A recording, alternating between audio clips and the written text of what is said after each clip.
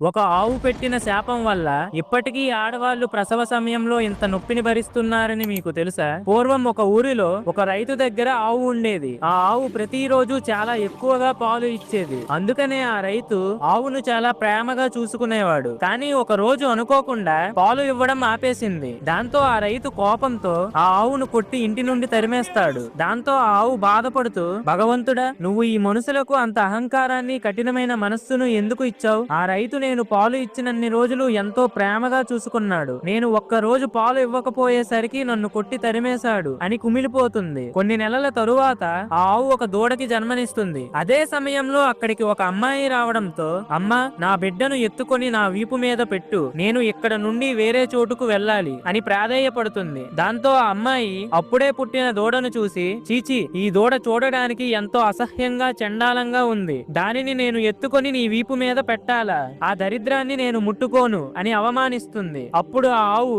ప్రసవ సమయంలో నేను ఎంతో నొప్పిని భరించి అలసిపోయి నీ సహాయం కోరాను, కానీ నువ్వు నా బిడ్డను, నన్ను అవమానించావు. నీకు ప్రసవ సమయంలో భరించే నొప్పి గురించి తెలియదు కదా. ఇక నుంచి ప్రసవ సమయంలో నేను పడిన బాధ కన్నా 100 రెట్లు ఎక్కువ బాధను మీరు అనుభవిస్తారు. అంతేకాదు, మీకు పుట్టిన పిల్లలు వెంటనే నడవలేరు, కానీ మా బిడ్డలు పుట్టిన వెంటనే నడవగలరు అని శపిస్తుంది. ఫ్రెండ్స్, ఓం నమః శివాయ అని కామెంట్ చేయండి.